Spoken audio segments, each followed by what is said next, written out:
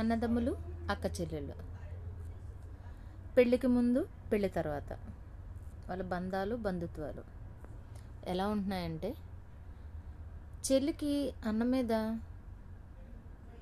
పెళ్ళికి ముందు ఒక రకమైన అభిప్రాయం ఉంటుంది, పెళ్ళి తర్వాత ఇంకో రకమైన అభిప్రాయం ఉంటుంది. నీ పెళ్ళికి నీ ఆడబడుచుకు నువ్వు ఎంతైనా కట్నం ఇవ్వచ్చు, నీ వదిన గారు నీకు అంతకంటే ఎక్కువ ఇవ్వాలని ఎక్స్పెక్టేషన్స్లో ఉన్న ఆడబడుచులు ఇంకా ఎప్పటికీ తన అన్నగారిని సంతోషంగా ఉండనివ్వరు. ఎందుకో తెలుసా?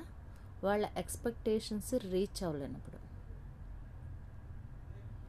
వాళ్ళకి పెళ్ళిళ్ళకి కట్నాలు ఇచ్చేసేయాలి, ఆడపడుచుల గుమ్మాలోకి వస్తే వాళ్ళనే, వాళ్ళ పిల్లల్ని, వాళ్ళ మొగుళ్ళని సాటిస్ఫై చేసేయాలి, పెట్టుపోతలు సరిగ్గా పెట్టేయాలి, వాళ్ళు అనుకున్నవి వాళ్ళ డిమాండ్స్కి తగ్గట్టు పెట్టేయాలి.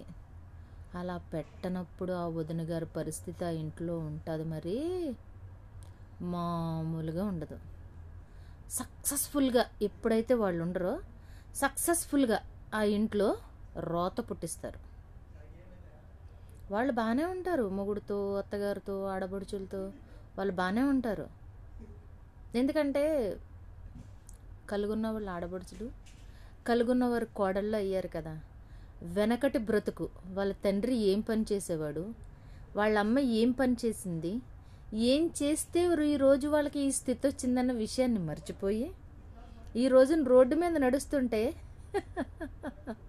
వాళ్ళ బ్రతుకేంటి, వాళ్ళ విలువేంటి, వాళ్ళకున్న గౌరవం ఏంటి, వాళ్ళు నడుస్తున్న వాళ్ళ వెనకతల వాళ్ళకున్నటువంటి పేరు ప్రఖ్యాతులేంటి, ఇవన్నీ మర్చిపోయి మేము ఉద్యోగస్తుల భార్య,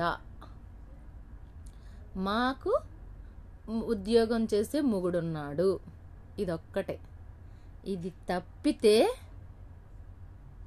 మీ లైఫ్, మీ క్యారెక్టర్, మీ బ్రతుకు జీరో. మీ మొగుడికి ఉద్యోగం ఉందన్న ఒకే ఒక్క కారణం తప్ప మీ లైఫ్ జీరో. సమయం ఉంది, కంగారు పడద్దు. ప్రతి దానికి సమయం కలదు. మీరు ఉపవాసాలు చేసేసినంత మాత్రాన, దేవుడికి మొక్కేసినంత మాత్రాన, పద్ధతిగా ఈరోజు చీర కట్టినంత మాత్రాన మీ క్యారెక్టర్ ఏం మారిపోదు. ఒకరోజు వస్తుంది, ఆల్రెడీ ఒకరోజు వచ్చింది, దాన్ని దాచి బ్రతుకుతున్నారు. ఈసారి వచ్చే రోజు జీవితంలో పైకి లేవనివ్వదు.